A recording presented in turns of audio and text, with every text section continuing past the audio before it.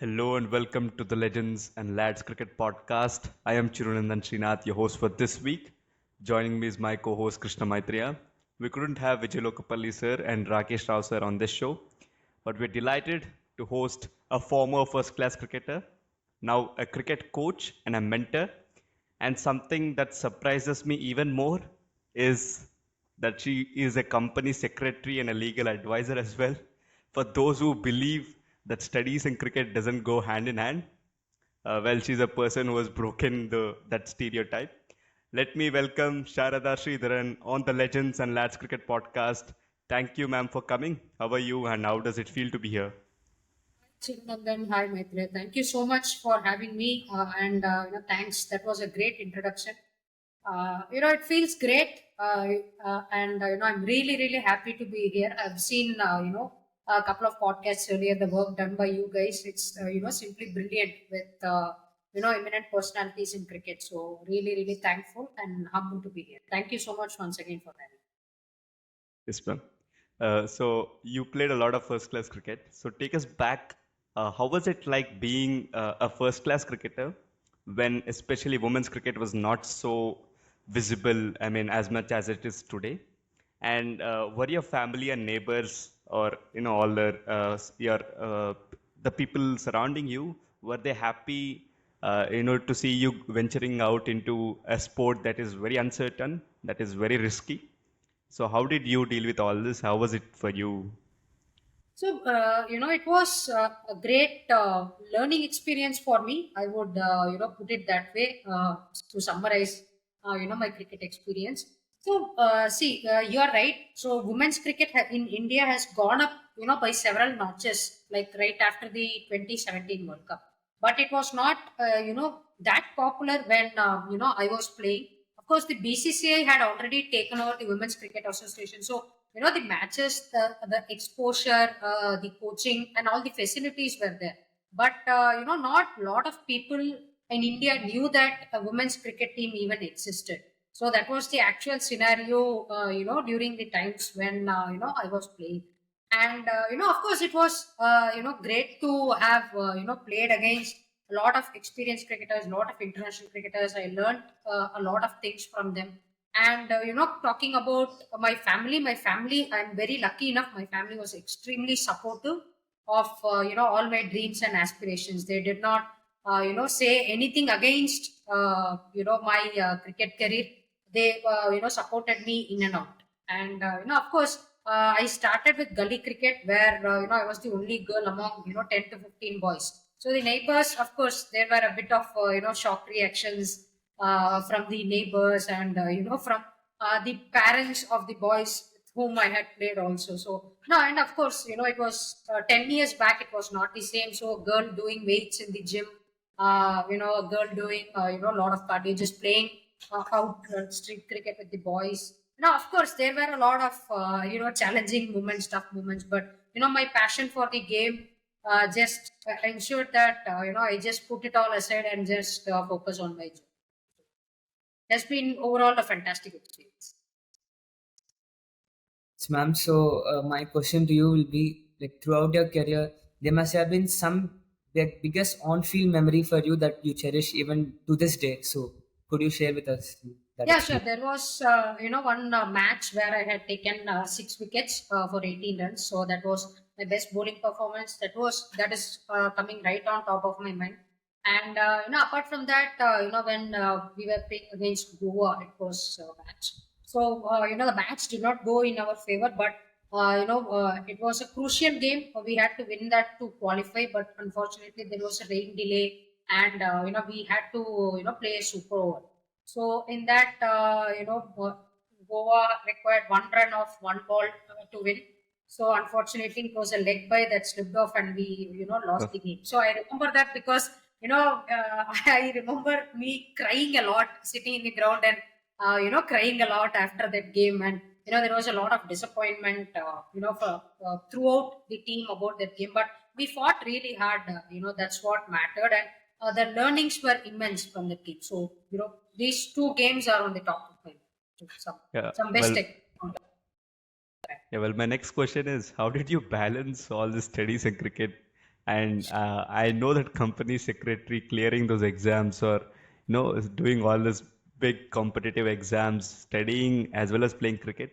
And not just cricket that we play some gully cricket or a school team or a district team. It is for a state, and it's very both have their own competition. So how did you deal with it physically, mentally? So talk about that. Yeah, so Jhulan, you mentioned one word at the beginning of this podcast. So you mentioned a term called uncertainty, right? So as you had rightly pointed out, cricket or even any professional sport for that matter, once you cross the typical the school level, the college team, after that playing for a state, going for a selections, everything is uncertain. You cannot really be 100% sure that you are going to be in the team. And moreover, cricket is a team sport, so you have only it's not like if you play well you will be there. There are a lot of combinations that can go for you or that can go against you. For example, if you are a spin bowler all rounder, you have 10 other people minimum competing for your place in the team. So it can happen. Even if you do your best performance on that date, you can still miss out. And of course, there is the side of injuries, and there is also a side of the family support, everything coming in. So I felt that cricket, yes, it was extremely important. It was my passion, it is still my passion. So it was very important for me to learn and go out to study as well, because if for example I played 2 years and the third year unfortunately there is some kind of challenge for my selection due to an injury or whatever it is, it's important that I had something else to focus on for that particular time, and then come back into cricket. And that was something that I had always thought about. And of course there were a lot of mentors. Even my cricket coach, he insisted that you go and you try and make a career out of education as well, so that both will go hand in hand. And absolutely he was 100% right, because the communication skills, the knowledge that I had gained from college, or a CS degree was immense. Both came hand in hand. So something in cricket, discipline, I put into my studies. So from my studies, I learned things like communication and all those things which are helpful to cricket as well. So just to sum it up, I felt it was very, very important. And still, to whomever I coach, I tell the girls, especially at the school and the college level, to focus equally on studies, because it's a team game and you cannot be 100% sure always. There will definitely be ups and downs, and it's not at all a bad idea to have an alternate career, just to balance, so that you can make a comeback. Yes, ma'am. So, as you have just now spoken about having that alternate path, so but there must have been some special bond with cricket, because even though you had an alternate path, after your playing days were over, you have transitioned into the coaching career. So, you speak about that, like you could have taken a step back from cricket, after your playing days, and continued into the education field, but you came back to cricket as a coach. So, what made you come back to cricket life? Of course, the passion for the game. If there is something that I cannot let go of, it has always been cricket for me. So even after I stopped playing, few years later, I wanted to make come back into the sport. I was ready to take up anything, like probably even coaching, umpiring. But coaching is something that I thought of. It was my first thought. So I went ahead and did my coaching certifications. I completed my ICC level 1 and level 2. I recently completed my BCCA level 2 also. And I work with the under 15 Tamil Nadu state team. So it has always been my dream, and it has always been my passion. Even though I stopped playing, I have always wanted to be involved with the sport, at some level, because it's a different experience altogether. It just makes every day a little bit extra special. Yeah, and all of us know that there are so many opportunities in women's cricket nowadays, especially with the emergence of WPL. So, if you were debuting in this WPL era, Now, how different would your career have been? Like, if you were to start a career now, how do you feel your career would have been in cricket? It would have been amazing, to work with, top most international coaches, international cricketers. You get to be in an atmosphere where you have, analysts helping you out. You have sports psychologists to support your game, proper SNCs. You have a great path.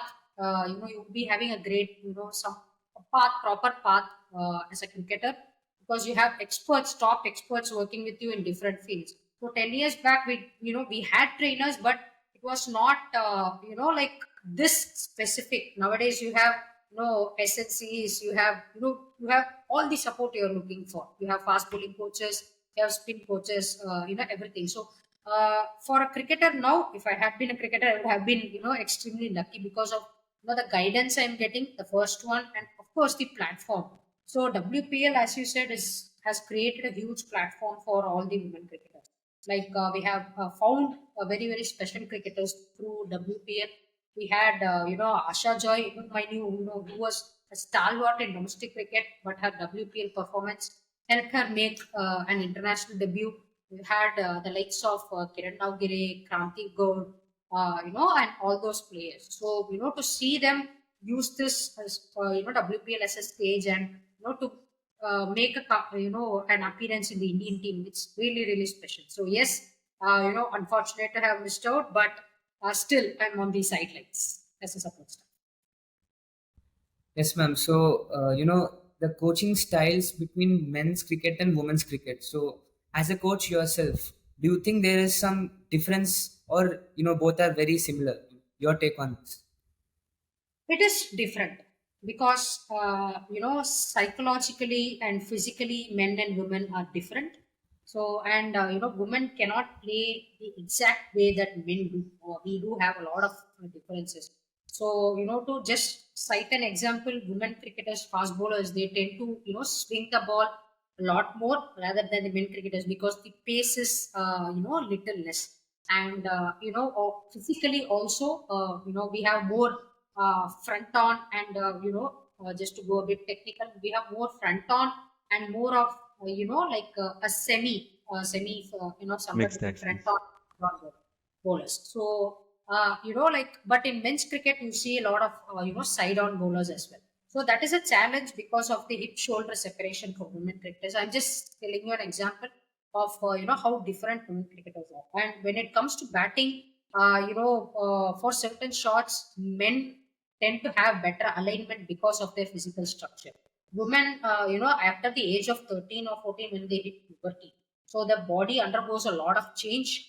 The hips, part becomes a lot weaker. So we see a lot of open stances in young women cricketers. So as, a coach, you need to understand what the girl or the woman is, going through, at what stage she is in. So, it's different. And when it comes to psychology, women, tend to behave differently. So, you can, as a coach, you can just, shout at men cricketers after a disappointing event. They won't take it that way. But when it comes to, women cricketers, you have to, have those one-on-one talks.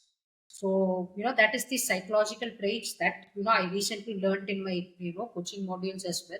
You need to definitely treat them different. It's, the game, the rules might be, the same for both men and women, but psychologically and physically, both are different. So you have to, just customize your coaching. I feel this episode is getting very insightful, ma'am. This is the first time we are hosting and talking about women's cricket, and it's really insightful. Yeah, moving on to the next question. Let me read out some numbers. So, the opening match of WPL 2025 attracted over 30 million viewers compared to 11.5 viewers in it was a global viewership for the FIFA Women's World Cup finals. And also, if you see, WPL is one of the highest paying leagues for women's globally. So, all these are proofs that the appetite for women's cricket is rapidly growing. So, how do you see, or where do you see women's cricket in the next 5 years? Say by 2030, where do you see women's cricket in India, especially? Yeah, so I definitely want to see at least two World Cup trophies in our cabinet in the BCCI's office. So we have a women's ODI World Cup coming later on this year. I think the fixtures have not been announced yet, but I think it starts by the end of September. So now with the WPL, as I had mentioned earlier, a lot of young Indian cricketers are getting a chance to interact with the likes of Elise Perry, Sophie Devine, who was there in the the 2024 season, the likes of Marizan Kapp, Sophie Eccleston, who are like stalwarts, for their own countries and for their own franchises. So the girls, when they see this type of work ethics, they tend to pick up a lot. They tend to ask a lot of questions, learn a lot about how to deal with pressure. And if for a young batter, or for someone like a Vrinda Dinesh who gets to bat with the likes of Elise Perry, she definitely can learn a lot by how Elise Perry paces her innings when they bat first or when they chase. So these kinds of learnings are extremely, worth of gold, I would say, for the Indian cricketers. The bowlers can have chats with as to what length can they bowl with the new ball, how they can use angles and lot of other stuff. So with these learnings, I can definitely see the youngsters picking up a lot and trying to implement in the international games. We recently won the Tri Series, pretty convincingly in Sri Lanka as well. So this exposure is definitely helping the young Indian cricketers. So hopefully, in the next 3 years, we see a lot of like to like replacements. So like the thing with Australia women's team is, why they are successful is that if their Elise Perry gets injured, there is always an Annabelle Sutherland, or there is always a Talia Migra, or there is always other at least 10 similar all-rounders waiting to get into that spot. So India is probably not on the scale of 10, but now after the WPL it's on 3 or 4. So you have at least 3 or 4 openers, 3 or 4 all-rounders competing for spots.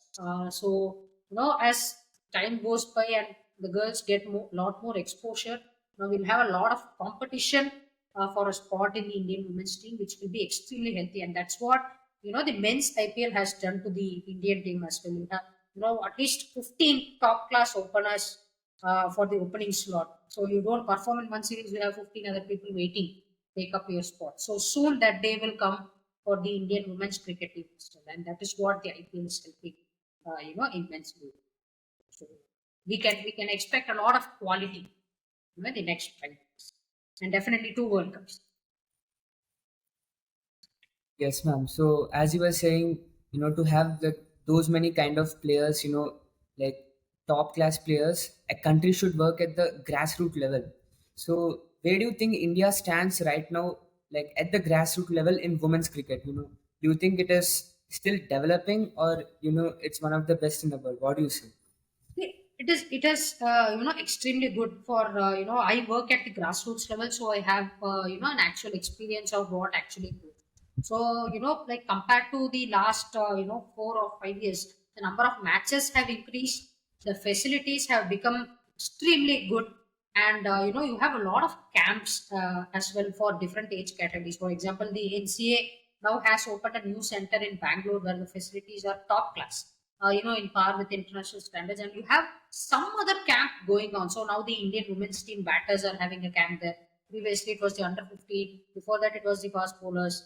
Again, the under 19 will have a camp. So something or the other is going on. So the facilities and the support system has become too good in India. Just the only thing that can happen more is for India A teams. Probably the Indian team plays a lot of games, but it will be great, like if an India A team consisting of a crop of like potential Indian players, if they can play two countries like Australia, New Zealand, South Africa at least 2 or 3 times every year, then that would be great, because they have nothing like match exposure.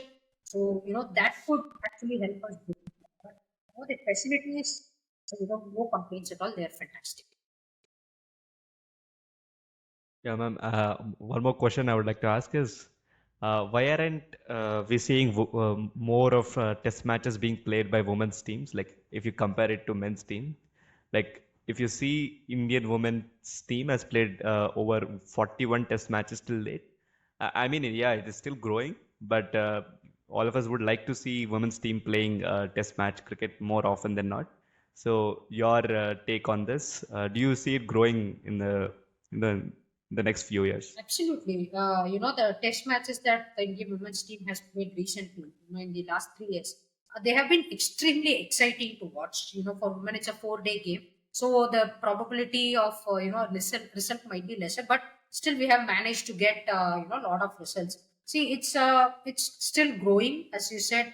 So maybe the organizers, they will be the best to, comment on this part. But I definitely see women's test cricket, going ahead by a lot. So we had test matches against, South Africa recently in Chennai last year.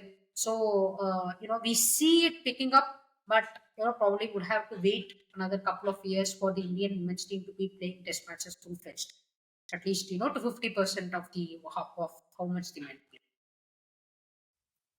Yes, ma'am. So this is a more of like a personal question. So your top three young Indian women's cricketers to look out for, like in the future, like emerging. Who do you feel we should watch out for? It's a tough one because there are a lot of there is a lot of talent that is coming through.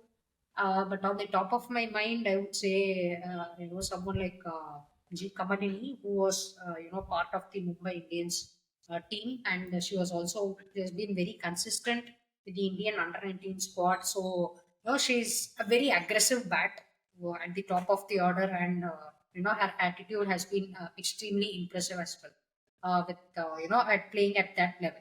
So I would see her, and apart from that, B Joshita is one of the cricketers. She's still raw.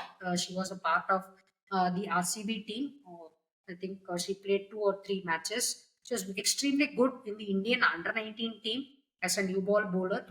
She can swing the ball really well. She has a very smooth action. But she couldn't quite match the WPL level. She will definitely take a couple of years more to get there. But she is someone to watch out for sure. And I had also mentioned about like sorry. So yeah, I was and a couple of Parulika Sisodia is on the top of my mind. A very nice, someone who has really the potential, and also Jeet Trisha, that I would say one of the most impressive performers in the under 19 World Cup. I hope she has she struggled this the year before the under 19 World Cup, but she really stood up and performed for the team, and that was really impressive to watch. And she has extremely good batting technique against spinners. So hopefully she comes up, works her way up, and makes it to the Indian team too. So just to off the beat, these four names came to my mind. Of course, there are a lot of other cricketers as well whom we can see in the next 2, 3 to 4 years. Quality. Yeah, and this is one question that we have already discussed about. Maybe uh, it could be channelized into a different manner. So you have seen two generations of women's cricket. So you have been yourself a cricketer, and then you're seeing the younger generations coming up and playing. So what do you think is still missing, or something positive that has changed, and what is something that is still missing in women's cricket today? Okay, so something that I have that has changed really is the approach to the game. So now, previously 10 years back, the approach was like if it's a T20 game, take your time to settle in. The first 6 overs you can just go for 4 or 5 runs pro. That was the case 10 years back, but it's not anymore. You have to make use of the new ball. The first 4 overs you have to go for the power play, go for runs. So even if the first ball is there to be hit, it is being hit now. That approach is extremely refreshing to watch. And when it comes to fielding, also in the Indian team, I would say a lot of youngsters, especially Jemima, Radha Yadav, Pratika Raval, all those people putting in the hard yards, the dives, Harleen Deol also, being extremely athletic. in the field. That is something extremely refreshing to watch, from the Indian cricket perspective.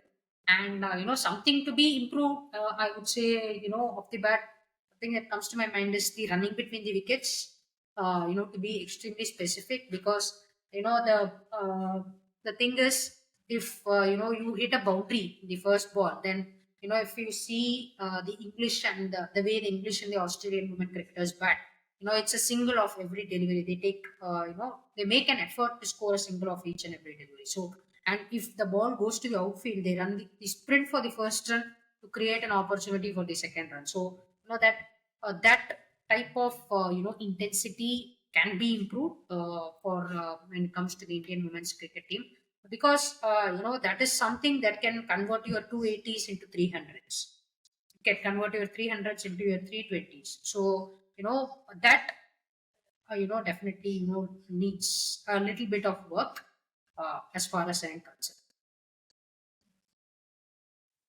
Yes, ma'am. And this question is a little bit hypothetical kind of question. Okay. So, do you think we can advocate for a match between the men's Indian cricket team and the women's Indian cricket team like once a year?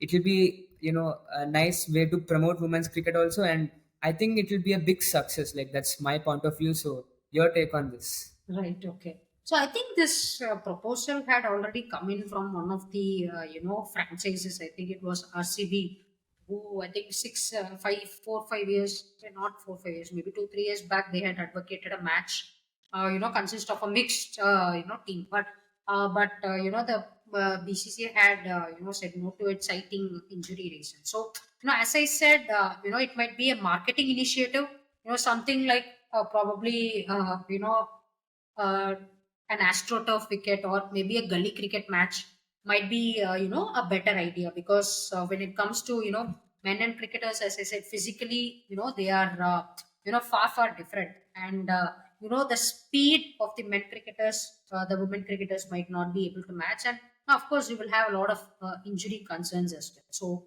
maybe a shorter format, like a gully cricket game, or an indoor cricket game where you get to play with a tennis ball on an astroturf. Some that type of, promotions will augur better, rather than a full-fledged, a T20 or a 50 over, just, for safety. Yeah. So what advice would you give to a 12-year-old or a 14-year-old girl aspiring to play cricket for Team India? So what will you tell them? How do they prepare physically and mentally for this challenge? Yeah. So the first thing I would say is just to enjoy the sport, because, everyone, when they first get in, they, really want to enjoy the sport. They get into a sport because they really like it. But somehow down the lane, 2 3 years into the sport, the competition stiffens up, and, you lose track of the enjoyment. You literally forget why you started playing the game.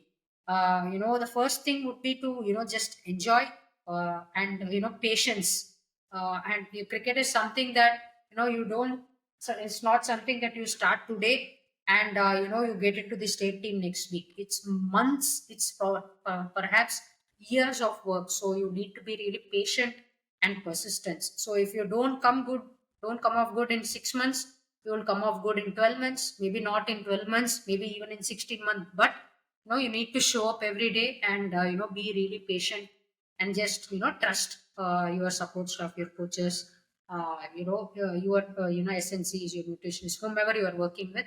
And another important thing is to, have your studies, or, if you are into arts, or some other, co-curricular, to, allot some time for that also, because, as I said, you need to have, equal amounts of time spent into sport, as well as, your personal life. Because, if you are at a stage where, too much of cricket can saturate you, or probably, you don't, achieve your goals that year in cricket, you should have something that you can go back to, spend some time, and then come back fresh, so that you can, give your 100% to cricket. So to sum it up, just three things: just enjoy playing the game, be patient, and, focus on your studies, and if you have any other co-curriculars, focus on that.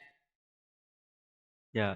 And ma'am, like to mention, like I was today coincidentally, I was just scrolling my social media and then I come across a reel where I see a reel where last year RCB won the finals. So the WPL finals, and then you see the crowd, they are in the bus and the Kaban Park is, the roads are filled, and that's a craze of women's cricket. It's growing as well, and this year we won the under 19 women's world cup as well, so women's cricket is in safe hands. And how are these senior players like someone like a Mithali Raj or Harmanpreet Kaur or Smriti Mandana, all these people, how have they benefited towards this game playing at the highest level? So of course, they are icons of the sport. Because Mithali and Harman, they have been involved in the sport even before the glam days. Even Smriti Mandana for taking her into consideration. So even before the 2017 World Cup, they were willing to put in all the hard yards even when no one was watching. So I think that is the reason why the game has given them these many rewards. After that, because when no one's watching and you work hard, somewhere in the future, you will get benefited. That's how it works when it comes to sport. And having personally interacted with Mithali, Harman, they are always willing to help out cricketers. So as a young cricketer, if you go to them and ask any advice. For example, Mithali Raj was also one of the mentor for the junior Andhra women's cricket team for the previous season. So someone of a caliber as Mithali Raj need not come and mentor such a junior side, but that is some role that she has taken up to improve the women's cricket, the standard of women's cricket in her state. So that is the kind of involvement, the passion that these people have, the capabilities that they have to change how the sport is being played at the grassroots level. And seeing someone like a Smriti bat, like a Harman bat, I see a lot of young cricketers idolizing them, just watching them bat, they learn a lot of things. They just come up to us and say, we want to play like Smriti, we want to play like Harman. So that is the kind of impact that these girls have given to people like even people like cricketers who are still playing, and even the 12, 13-year olds who are aspiring to play for the game. Even Jhulan Goswami is involved with a lot of activity at the grassroots level. Now a lot of states are also coming up with franchise tournaments. So the opportunities are immense, and to see the likes of legends like Jhulan, Mithali, go to the grassroots level and talk to the girls, help them grow up in their careers is extremely important. They are in a position where they can actually advocate change, and be a role model for all the young cricketers, upcoming cricketers. That's working out fantastically, actually. Well, this brings you to the end of today's episode. Ma'am, it was such an insightful episode. Like, I was thinking as you were speaking, like, for every podcast, we make clips, some important or, something interesting to share. Now, I think I'll have to clip every question because it feels really interesting the way you've spoken, the way you've, delivered this podcast to us. Immense gratitude to you for coming to this show and making it such a wonderful. And this is the first time we are talking about women's cricket on this podcast, so it was good, ma'am, hosting me. Thank you so much, Chirnandan and Maitreya, because it was a fantastic experience. Talking about cricket is always a privilege, and thank you so much. I'm so honored and humbled, for having been here. As the questions were also brilliant. Thank you so much for all your patience. I had missed your message for the first two times, but for thank you so much for your continued patience.